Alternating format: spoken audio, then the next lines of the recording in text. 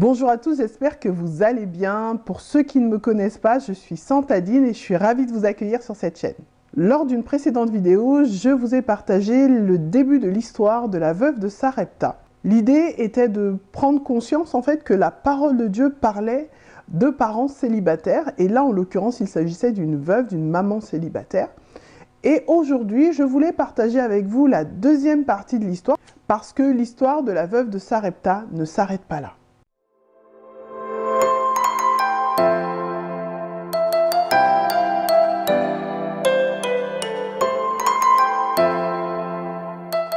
Pour récapituler un petit peu l'histoire, souvenez-vous, Dieu parle à Élie et envoie Élie à Sarepta, là où il va rencontrer une veuve, et c'est une veuve qu'il va aider, c'est une veuve qui est dans une situation très précaire, et comme elle l'indique au prophète Élie, eh bien elle prévoyait de rentrer chez elle et de mourir, puisqu'il s'agissait de son dernier repas, et qu'elle n'avait plus de quoi nourrir son enfant et se nourrir par la suite.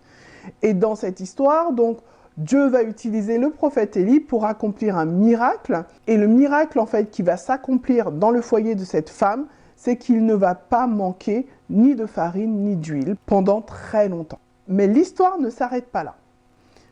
Cette veuve va avoir une nouvelle épreuve qui va se présenter à elle. Et on va lire la suite de l'histoire dans 1 Roi au chapitre 17 et au verset 17. Après ces événements, le fils de cette maîtresse de maison tomba malade.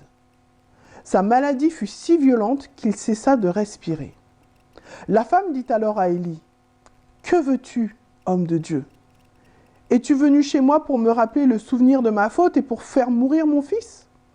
Il lui répondit, « Donne-moi ton fils. » Et il le prit dans les bras de la femme, le monta dans la chambre à l'étage où il logeait et le coucha sur le lit.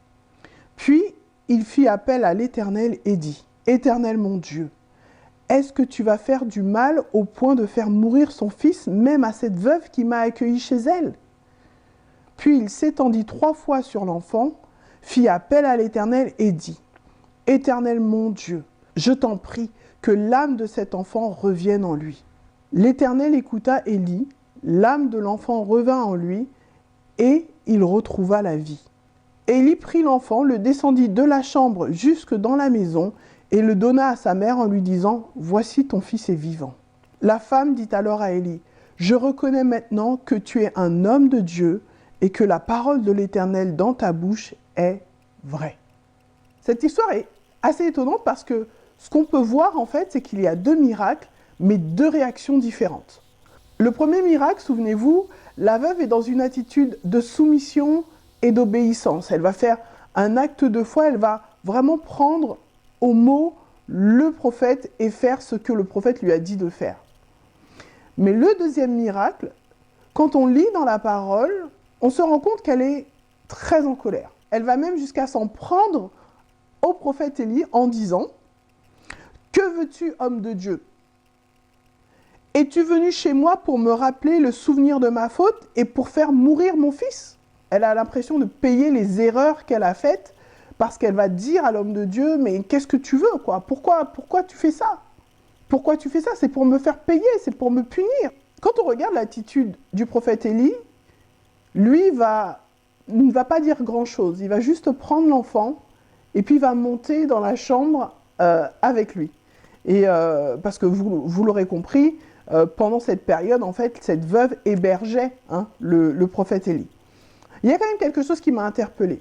Et à ce moment-là, je me suis posé des questions, non pas sur ce que Élie faisait dans la chambre, mais sur l'attitude que devait avoir cette femme. Et je suis sûre à ce moment-là que cette femme, elle avait une attitude bien particulière. Mais il y avait 3 possibilités. La première possibilité, c'est que, eh bien, elle est restée en bas et elle a continué à ruminer. Elle a continué à alimenter sa colère, elle a continué à peut-être pester contre Dieu. C'est possible, pester contre le prophète Élie. C'est fort possible. La deuxième possibilité, c'est qu'elle prie, qu'elle se soit mise en prière pendant que le prophète Élie faisait ce qu'il avait à faire en haut. Et la troisième possibilité, c'est qu'elle reprenne ses activités en attendant de voir ce qui se passe. Mais de vous à moi, je pense que l'attitude de cette femme, c'était de pester. c'était de se plaindre. Parce que dans la continuité, quand on lit l'histoire, lorsque Élie va redescendre avec l'enfant et il va lui rendre son enfant, c'est seulement à ce moment-là qu'elle va dire « Ah oui, tu es vraiment un homme de Dieu, en fait ce que tu dis est vrai ». Mais avant, on imagine qu'elle a perduré dans sa colère. Et honnêtement, c'est humain. Combien d'entre nous, dans des situations compliquées, difficiles, on agit comme ça, on peste après Dieu, on pose des questions à Dieu, on ne comprend pas pourquoi cette situation dure, pourquoi ça m'est arrivé à moi. Pourtant, Seigneur, je prie, je jeûne, je lis la parole, je vais à l'église, je sers à l'église, je donne ma dîme. Mais pourtant, voilà, cette situation, elle perdure, pourquoi ça ne change pas?